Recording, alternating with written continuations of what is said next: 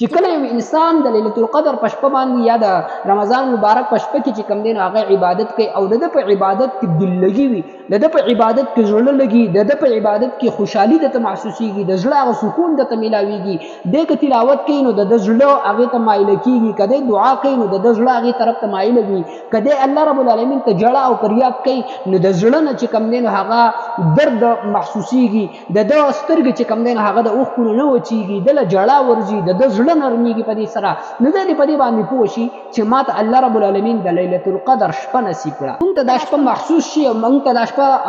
میلاو شي نو مونږ له دې کې څه کول پکار دي کوم دعا مونږ له کول پکار دي نو دا درته وایم چې په ليله القدر کې دا علامت ښکار شو او دا علامت هغه محسوس کړل نو هغه دې په دې خبره باندې پوښي چې الله رب العالمین ماته د ليله القدر شپه نصیب کړي دا یو څو علامات درته د ليله القدر خیمه هغه علامات چې کوم دینو کله تاسو محسوس کړل نو تاسو په دې پوښي چې ما د ليله القدر شپه چې کوم دینو هغه بیا مونږه زره ځان هم نه بلکې د نبی کریم صلی الله علیه وسلم یو روایت تر نقل کوم او هغه روایت تاسو په خدمت کې پیښ کوم ګورئ جی یو درته یو خاص علامه خیمه چې کله دې دا علامه بیا مونږ نو پوښه چې ما د ليله القدر شپه بیا مونږه د په مسند احمد کې د نبی کریم صلی الله علیه وسلم نه روایت را نقل کړی شوی دی چې نبی کریم صلی الله علیه وسلم د ليله القدر د شپې علامات باندې کې بیان کړی دي باغی کې نبی صلی الله علیه وسلم بیان کړی دي چې د ليله القدر شپه چې کومه ده دا به بالکل معتدله وي بالکل نرمه به وي دا به نه ډیره زیاته یخه وي نه به ډیره زیاته ګرمه وي نه به ډیره سخته یخني وي په دې کې نه به ډیره سخته ګرمي وي په دې کې د ليله القدر په دې شپه کې چې کوم دي شیطانان چې کوم دي هغه به پستور باندې نشي وشتلې بل په دې شپه کې به زمای عزتمند ډیره زیاته خاموشي وي ها خاموشي به وي او په دې شپه کې چې کوم دي علماء کرام نور علامات چې هغه خودلي دي فقها او د خپل مشاهدینه چې په دې شپه کې چې کوم دي د سمندر او دغه شانتي د کویان او د چې کوم دي دا به بالکل خوږي وي دا به تروي نه وي او فقها چې کوم دي کتابونو کې لیکلي دي چې هغه په 27 رمضان باندې د دریاب او چې کوم دي هغه وسکلی نو هغه بالکل خوږي وي نو په دې شپه باندې به چې کوم دي هغه د دریابونو به بالکل خوږي وي دا د دې شپې علامات په زما عزتمندو بل په دې شپه کې چې کوم دي هغه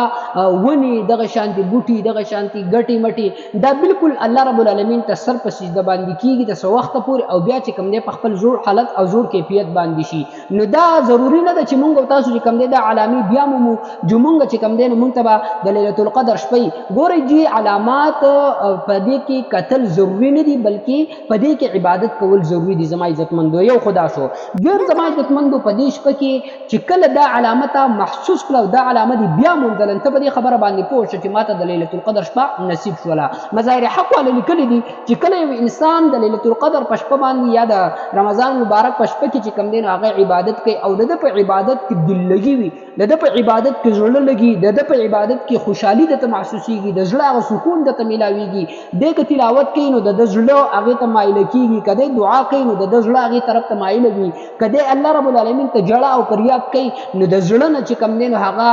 درد محسوسيږي د سترګې چې کوم دین هغه د اوخ نه وچیږي د جړه ورځي د زړه نرميږي په دې سره نو د دې په دې باندې پوښي چې ماته الله رب العالمین د ليله القدر شپه نصیب کړه ماته الله رب العالمین د ليله القدر شپه را نصیب کړه د دې په دې باندې پوښي او چاته چې د ليله القدر شپه نصیب شو کنه نو نبی صلی الله علیه وسلم فرمایي چې د زرو میاشتو د عبادت نه لدی اجر او ثواب سیوا دي زما عزتمندو نو الله رب العالمین د ټول مسلمانانو ته نصیب کی سره زمونږه امين را تر سره په کمنټس کې وایي چې الله رب العالمین زمونږه دعا او تاسو را دعا رد کی زما عزتمندو بل زما عزتمندو که چرته مونږ ته د شپه محسوس شي او مونږ ته د شپه